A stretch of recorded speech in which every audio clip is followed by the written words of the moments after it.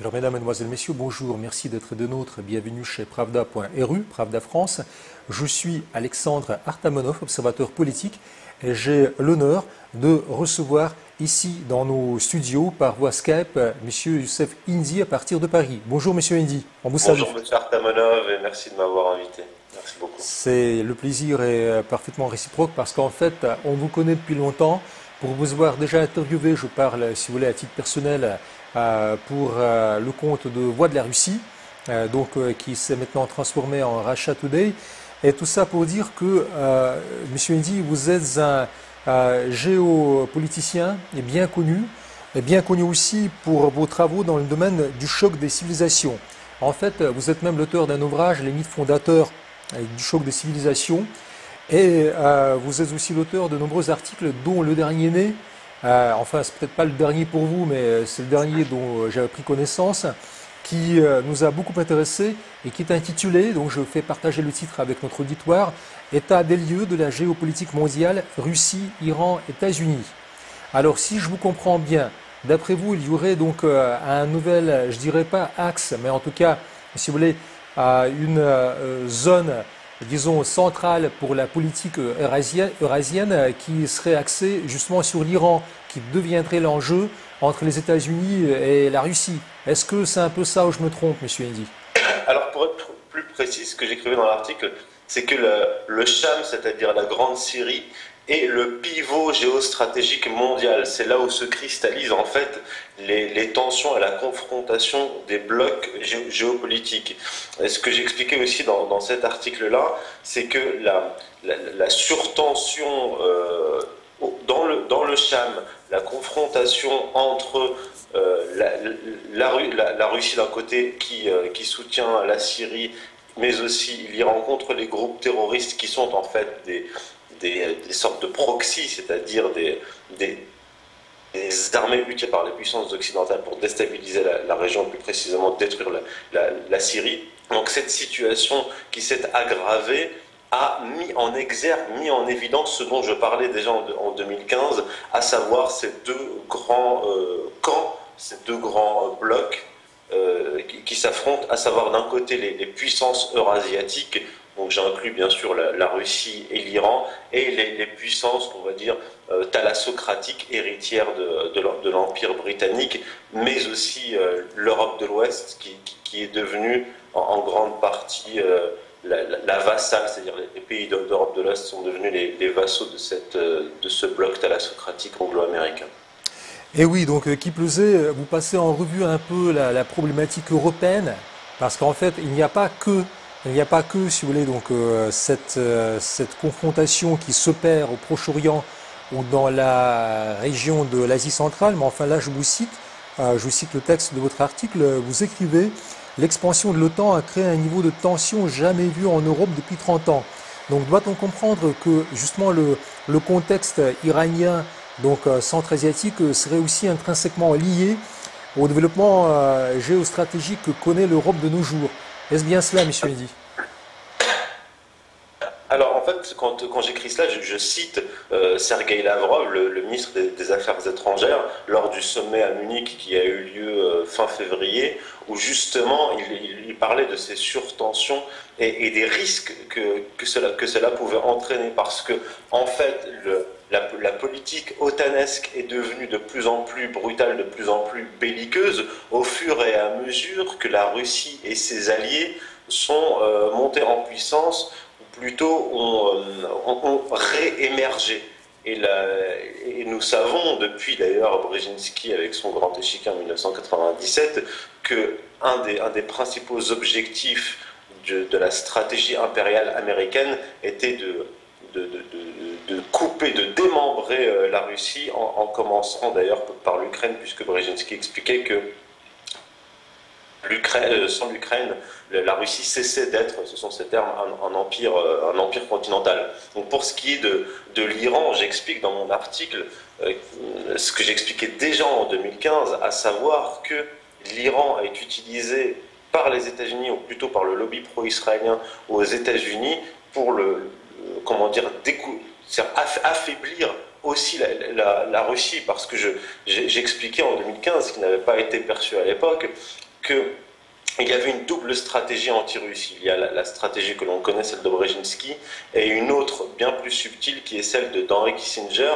Et Henry Kissinger proposait déjà depuis un certain nombre d'années d'intégrer la Russie dans le système international, mais à condition que celle-ci abandonne ses alliés proche-orientaux, incluant bien sûr la Syrie et l'Iran. Mais ce que je disais donc précédemment lorsque je vous répondais, cette guerre contre le terrorisme a ressoudé les liens, ou plutôt accentuer l'alliance stratégique entre la Russie et la Syrie, mais aussi entre la Russie et l'Iran. Et on sent une certaine nervosité du côté israélien, donc là on l'a vu face à ce nouvel état de fait. C'est pour ça que M. Netanyahou s'est rendu à Moscou pour demander à Vladimir Poutine d'ordonner à l'Iran de se retirer de la Syrie. Et oui, et qui plus est, donc lorsque vous parlez justement de M. Netanyahou et de ses visites à Moscou, vous citez ces paroles où il parle je cite une citation de Netanyahou qui est dans votre texte, qu'il rechercherait à éviter des frictions possibles entre nos forces, c'est-à-dire entre les forces russes et les forces israéliennes dans la région de la Syrie. Alors, je me demande bien, d'après vous, pourquoi Netanyahou se croit-il capable, si je puis dire, d'affronter la puissance russe? Enfin, ça va de soi que je suis russe, mais tout de même, il y a une différence de taille, de dimension, très exactement, entre la Russie et Israël. Alors, qu'en dites-vous, Monsieur Indy? Alors, déjà, il faut revenir en arrière, comprendre pourquoi est-ce que les Israéliens sont si nerveux par rapport à la présence russe dans la région. J'ai expliqué dans mon premier ouvrage, donc avant les mythes fondateurs du choc des civilisations, mon premier ouvrage qui s'appelle Occident Islam, source et genèse messianique du sionisme, j'ai expliqué dans le dernier chapitre, qui est le chapitre géopolitique, que la déstabilisation de la Syrie, y compris de l'Irak et des pays musulmans, est à l'origine un plan israélien datant de 1982, le plan Oded Yinon, est actualisé, repris par les néoconservateurs en 2002, qui s'appelle The Greater Middle East Initiative. Et donc ce plan incluait donc la division, l'éclatement de la Syrie, de l'Irak et d'un certain nombre de pays musulmans. J'ai aussi mis en évidence que c'est le lobby pro-israélien qui a travaillé au corps les États-Unis depuis les années 90 pour attaquer l'Iran, la Syrie et l'Irak. Aujourd'hui, nous avons vu que nous constatons que les États-Unis ont appliqué le plan israélien de décomposition du monde musulman, mais actuellement, ils se retrouvent face à un mur, c'est-à-dire le mur russe en Syrie, puisque je rappelle que la Syrie allait tomber en septembre, lorsque les Russes sont intervenus. Donc les Russes ont mis un coup d'arrêt à ce plan de destruction du monde musulman et de la Syrie plus précisément. Lorsque Netanyahou parle de friction, je dis plutôt dans l'article que c'est une crainte. Il craint que les Russes, via les missiles S-300 et S-400, abattent les avions israéliens et empêchent les Israéliens de soutenir les groupes terroristes, puisque c'est ce que les Israéliens font depuis 2012. À intervalles réguliers, ils prétendent détruire des armements destinés au Hezbollah, mais en réalité, ils frappent des positions de l'armée syrienne pour affaiblir l'armée syrienne face aux groupes terroristes. Et donc, oui, allez-y, monsieur Indy, on vous écoute. Oui. C'est rendu à Moscou pour s'arranger avec Vladimir Poutine, pour que Poutine abandonne, selon la stratégie de Kissinger, abandonne ses alliés. J'écrivais dans l'article qu'il y a fort à parier que Vladimir Poutine n'acceptera pas, et c'est ce qui s'est passé.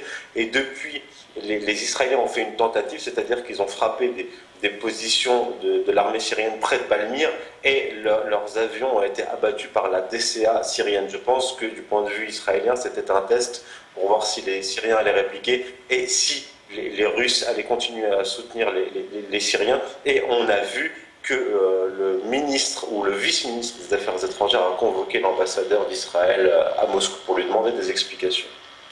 Et donc on se rappelle aussi la guerre de 6 jours, parce qu'en fait pendant la guerre de 6 jours dans les années 60, on a bien vu les Russes, enfin à l'époque c'était des Soviétiques, mais il n'y a pas de différence, enfin, c'est du pareil au même, donc qui ont pris la défense de l'Égypte avec les avions israéliens, les intercepteurs, donc avions de chasse de première ligne, qui ont vite fait de se retirer dès que donc il y avait les défenses antiaériennes installées par l'Union soviétique le long de la frontière égyptienne. Tout ça pour dire que, à mon sens, vous avez parfaitement raison, parce que à suivre la presse syrienne, on voit bien qu'il y a un contexte d'affrontement direct à la frontière israélo-syrienne, avec l'implication des missiles sol-air ou air-sol russes, parce que il y a les Israéliens qui soufflent le chaud, le froid et qui disent qui menacent en disant qu'ils allaient, enfin qu'ils vont détruire ces missiles-là. La presse syrienne qui rapporte qu'il y ait eu un avion israélien qui aurait été abattu au-dessus de la frontière israélo-syrienne. Donc on voit bien qu'il y a, si je puis dire, un conflit en gestation, c'est le moins que je puisse dire. Mais vous visez, à mon sens, beaucoup plus haut, Monsieur Indy, si je puis me permettre, parce qu'en fait, vous parlez de la création du grand État d'Israël au niveau même d'un empire local, un empire asiatique. Est-ce que j'interprète bien vos paroles? Qu'en dites-vous? Oui, alors le plan israélien, depuis en fait la création du foyer national juif, donc il faut revenir au début du XXe siècle, les frontières de l'État d'Israël en gestation va du Nil à l'Euphrate. Et en fait, ce projet avait été porté déjà à l'époque par Théodore puis Ben Gurion. Et ce qu'on voit en fait avec le plan Oded-Yinon, c'est une stratégie pour briser, casser les États voisins d'Israël. Un, pour que Israël soit la seule puissance régionale, et deux, permettre la progression sur l'élargissement des frontières d'Israël jusqu'à l'établissement du Grand Israël. Et je rappelle que c'est un projet biblique, comme je l'explique dans mon premier ouvrage. Il s'agit des frontières du Grand Israël telles que décrites dans l'Ancien Testament. Donc on a affaire, comme j'explique dans mon premier ouvrage, bien sûr, à un projet messianique tout à fait religieux. Mmh. Et il faut donc voir la géopolitique actuelle et même la géopolitique du XXe siècle dans cette perspective-là. Monsieur Indy, je vous repose la question parce qu'en fait, on a eu une petite coupure d'image. Il se trouve que, en fait, il s'agit de l'instrumentalisation du pouvoir américain par Israël, par les politiciens d'Israël qui chercheraient donc à mettre à profit leur liaison privilégiée avec Washington pour pouvoir donc mettre à exécution leur plan. C'est un peu ça.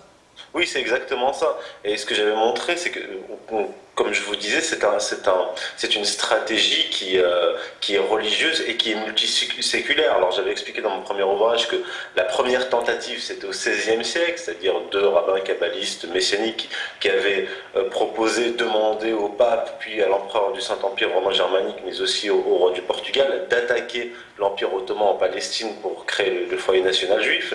Lors de la Première Guerre mondiale, j'ai expliqué que les sionistes sont allés, à la fin de la Première Guerre mondiale, dealer avec les Britanniques pour que, en échange de l'intervention américaine, ils attaquent l'Empire ottoman en Palestine et qui crée le foyer national juif. Et c'est ce qui s'est passé. Après s'être servi de la puissance impériale britannique, qui s'est essoufflée notamment à la Première et à la Seconde Guerre mondiale, militairement et économiquement, ce sont les Américains qui ont pris le relais.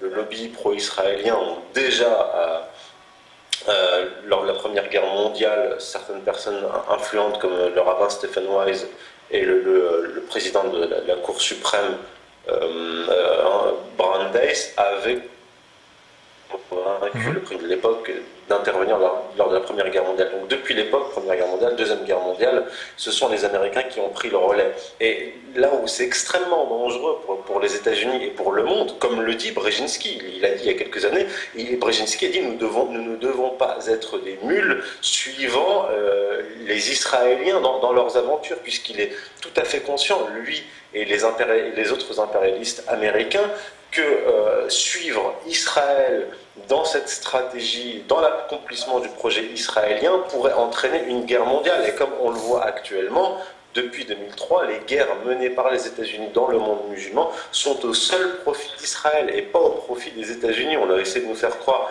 que c'était les lobbies pétroliers et de l'armement qui ont poussé les États-Unis. Or, Stephen Walt et John Mearsheimer ont mis en évidence que c'est exclusivement le lobby pro-israélien qui a poussé les États-Unis dans cette guerre. Et notre crainte, c'est que Israël, et c'est ce que veut Israël in fine, entraîne les États-Unis dans une guerre face à la Russie. Et ça, c'est vraiment le danger qui nous guette.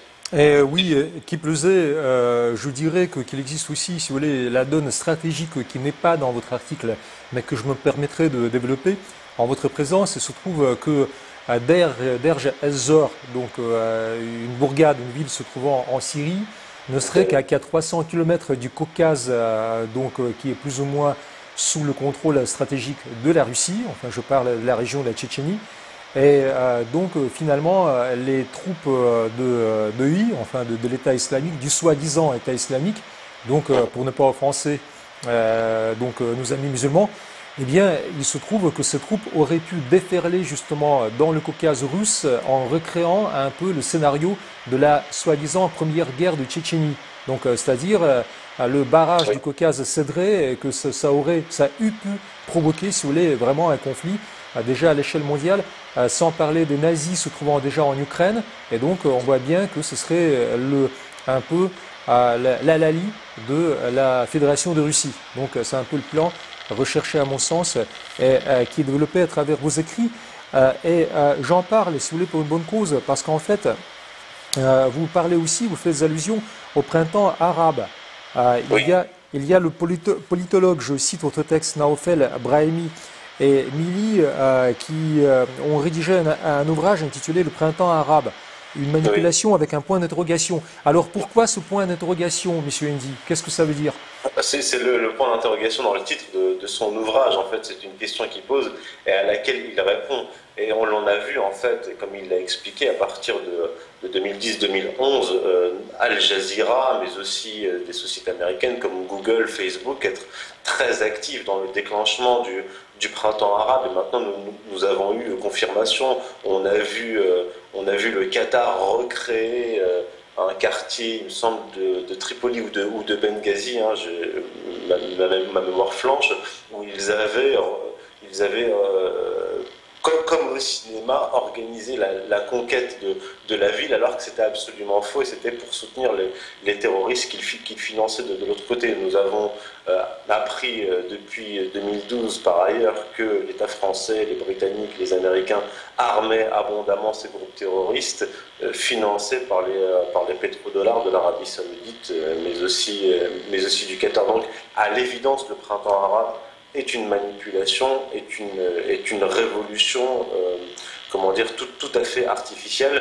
Et il est apparu, d'autant plus que c'est une révolution artificielle, que immédiatement après les soulèvements populaires, nous avons vu apparaître comme par magie des groupes terroristes en Libye, en Syrie et ailleurs. Donc à l'évidence, c'est une stratégie qui a été appliquée. Et j'explique dans mon premier ouvrage d'ailleurs que le lobby pro-israélien préparait déjà, ce que je disais, le premier printemps avait eu lieu en Iran en 2009 avec la révolution verte. Et j'apporte les éléments en me basant sur Stephen Walt et John Mearsheimer que c'est essentiellement le lobby pro-israélien aux États-Unis qui a pris cette initiative et qui a des fonds pour soulever la population, notamment les classes moyennes supérieures en Iran. C'est ce qu'on a vu dans le monde arabe par la suite. Absolument. Et si je puis dire aussi, vos conclusions rejoignent celles des politologues qui ont déjà été des nôtres, donc qui ont fait de plateau avec Pravda France. À ne citer que Fawzi Marbouli, qui vient de la Tunisie et qui habite actuellement la France. Et si je m'abuse, Monsieur Poucharelli, qui s'occupe justement de la renaissance de la Libye, qui œuvre beaucoup avec le fils du feu leader, Muammar Kadhafi, et d'autres politologues qui parlent beaucoup de ce printemps arabe, de ce soi-disant printemps arabe, qui en fait a torpillé, si je puis dire, le contexte pacifique du développement des pays arabes, de l'Afrique du Nord, et du croissant d'or. Et en même temps, vous savez, il existe aussi une autre facette dans votre article, M. Indy, qu'on n'a pas encore évoqué, c'est la 5e colonne en Russie. Alors là, c'est très intéressant parce que, si vous voulez, c'est un sujet qui n'est pas souvent développé. Alors là, vous citez, si je m'abuse, M. Dugin en disant que Vladimir Poutine doit faire face à une résistance farouche de ses proches, en fait, de ceux qui l'entourent. Est-ce que vous pourriez nous raconter un peu plus en détail de quoi il s'agit? On vous Alors, écoute. je cite Alexandre Dugin qui répond à une interview datant de 2013 où il dit qu'en fait il y a une guerre qui fait rage à la tête de l'appareil d'État russe. Alors, je mentionne ceci, c'est pas du tout étranger aux Russes. J'imagine que vous connaissez bien mieux que moi la situation sur place, mais j'écris cela pour les Européens, les musulmans en général, pour qu'ils comprennent que en Russie et même en Iran, parce que je parle aussi de l'Iran qui connaît la même situation, on n'a pas affaire à des blocs monolithiques. C'est-à-dire qu'on a des chefs d'État, mais il y a des factions qui s'affrontent à l'intérieur des appareils d'État. Et en citant Alexandre Dugin, j'ai voulu mettre en exergue que M. Poutine, le président Poutine, est entouré de factions qui s'affrontent. Donc il y a d'un côté les nationalistes et les eurasianistes, donc en fait parti Alexandre Dugin, mais de l'autre, il y a des libéraux pro-américains et pro-israéliens qui essaient d'orienter la politique russe en faveur des États-Unis et en faveur d'Israël, et donc à la défaveur des intérêts du peuple russe. Et on a exactement la même confrontation en Iran. Et j'ai voulu aussi mettre en évidence cela lorsque j'expliquais que lorsque Vladimir Poutine était à la présidence avant Dimitri Medvedev, il avait comment dire, passé un contrat avec l'Iran pour la livraison des S-300. Lorsque Medvedev est arrivé au pouvoir, à la présidence, il a bloqué cette livraison-là. Et lorsque Vladimir Poutine est revenu à partir de 2012, il a relancé la machine, si je puis dire, pour opérer cette livraison, mais qui n'arrivait que tardivement, en 2015-2016. Et donc, à mes yeux, Dimitri Medvedev faisait plutôt partie de la faction pro-occidentale et plutôt favorable à la stratégie israélienne, puisque la non-livraison des S-300 n'était, comment dire, donc la non-livraison était plutôt pour faire plaisir aux Américains, mais en premier lieu aux Israéliens. Et en Iran, on a exactement la même configuration qu'en Russie, c'est-à-dire que vous avez un appareil d'État qui est contrôlé en gros par deux principales factions. D'un côté, les conservateurs qui incluent les Pasdaran, les gardiens de la révolution, et de l'autre, des pro-américains, des libéraux, même des pro-israéliens, hein, je peux en témoigner, qui essaie d'orienter la politique iranienne du côté américain et israélien, et là encore à la défaveur du peuple iranien. Et ce qu'on voit actuellement avec l'exacerbation des tensions, la gravité des tensions Est-Ouest, c'est que le camp, à mes yeux, le camp national en Russie et le camp national en Iran est en train de comment dire, le contexte aidant est en train de reprendre les rênes. Alors, Monsieur Indy, pour l'Iran, vous disiez qu'il y avait ce problème, le même que subissait Vladimir Poutine chez lui au Kremlin, en Iran, qu'il y aurait des factions qui s'affronteraient, donc des pro-occidentalistes, donc des gens qui sont plutôt intéressés par leur propre nation, enfin, qui voudraient défendre la religion, la nation, la souveraineté. C'est bien cela, si je comprends bien, non? Oui, alors à la tête de l'appareil d'État iranien, il y a deux factions qui s'affrontent. Une faction que j'appellerais nationale, qui sont en fait les conservateurs, incluant les Pasdaran, mais aussi le guide suprême, hein, l'ayatollah Khamenei, et de l'autre, les libéraux, les pro-américains, ceux qui sont prêts à dealer avec les Israéliens, qui sont liés d'ailleurs aux hommes les plus riches d'Iran et dont le seul objectif, c'est ce qui les intéresse, c'est justement leur intérêt personnel. Et en fait, à mon sens, l'aggravation des tensions Est-Ouest actuelles aide d'un côté en Russie les nationaux et du côté iranien les nationaux, les conservateurs, les Pasdaran, à reprendre les rênes. C'est-à-dire qu'on l'a vu, Vladimir Poutine à partir de 2015 a annoncé la livraison des S-300 et l'on a vu les liens entre l'Iran et la Russie comment dire, s'accentuer. Ils sont en train de se raffermir puisque chacun des camps, chacun